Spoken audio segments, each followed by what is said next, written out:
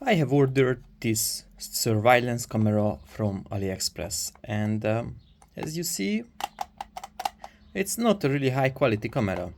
And what I got from AliExpress is this box in exact shape or format how you see it, and it was some protector foil on the camera, and it was arriving with that box.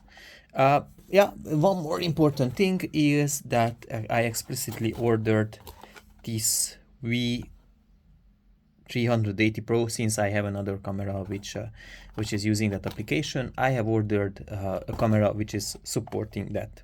So what we have got is this camera which has a bit of move. I haven't connected yet. It is without SD card, so there is no SD card, and theoretically it can do a 3600 degrees of view, which is practically, it's not 330 60 degree. It's almost there, but it's not there. So they have also sent me the support, which is a standard E27 holder. I won't use it that luckily, because when it arrived there was a screw missing, so I wouldn't be really able to connect that camera to any kind of wiring. And theoretically that's my camera. What we have to do, we have to give a bit of current, and for that I have prepared a test cable.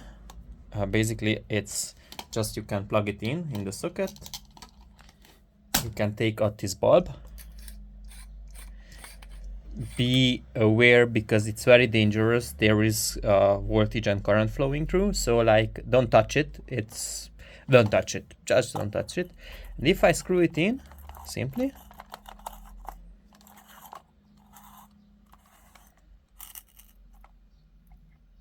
it is not doing anything.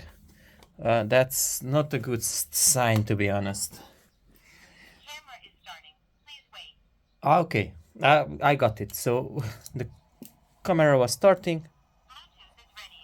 Please scan the QR code on the camera and wait for the connection. Okay, that it does something actually. And I have another. I am modding an SD card, which is a perfect high-end Shandian card from AliExpress. Actually, that is working, and it's a pretty good SD card compared to the price. I have another video you can check out in the end. So SD card is connected, and now we have to scan that into the application. And let me do that scanning. So there is a QR code, you just have to scan it, and I will show you how to do that. As I told you, I have another camera which is connected and using the same application. What we have to do is to hit the plus button on the top, add camera, and it is trying to search for the QR code. Okay, Wi-Fi it's on, Bluetooth is on, and requires Bluetooth connection. So my Bluetooth is on, confirm.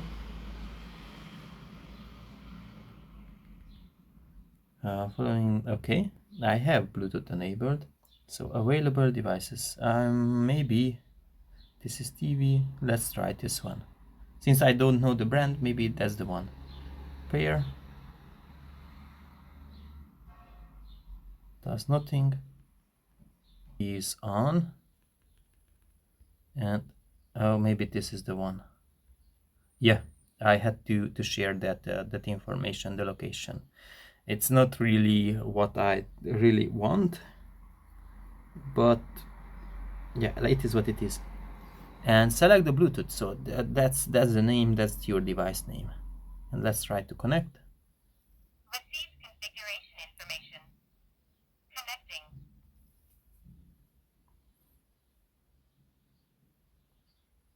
Network connected.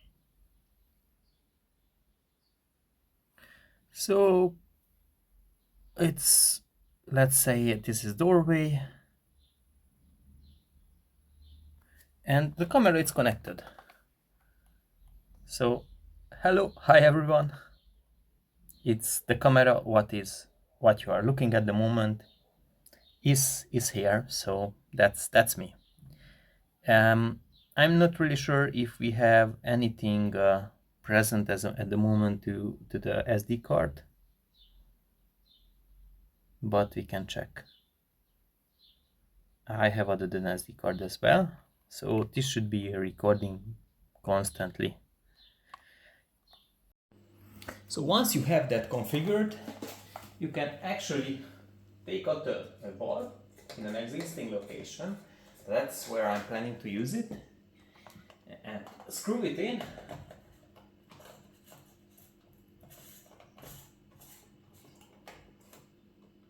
And if you turn on the light,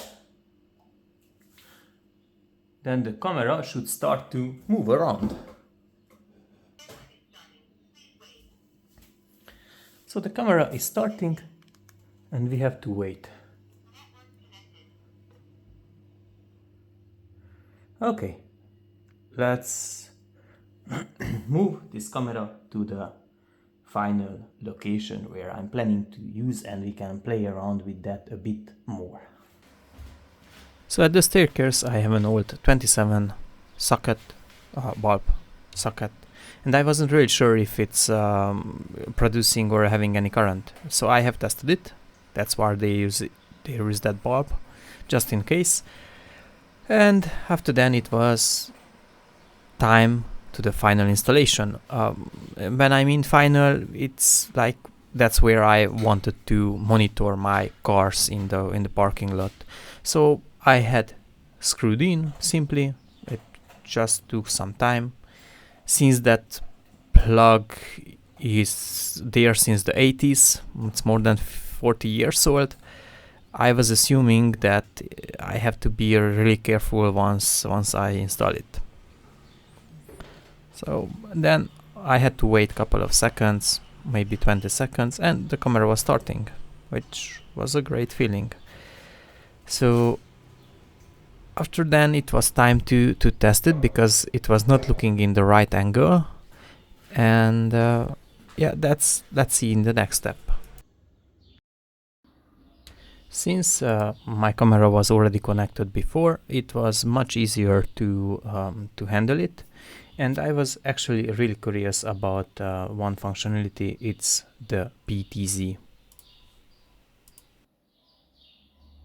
From response time standpoint, it's not the really fastest, but I was able to finally move around and set it in the right angle to look to the street, to look to the parking lot. So I pressed a couple of times, and since my Wi-Fi signal it's pretty weak there and it is far away from the camera itself, then it was taking some time. But at the end it was coming back to life, and I was able to set to monitor the parking lot and to see my cars in the parking lot. If you are taking my advice, before we close this video, I never ever recommend to use this camera in your home.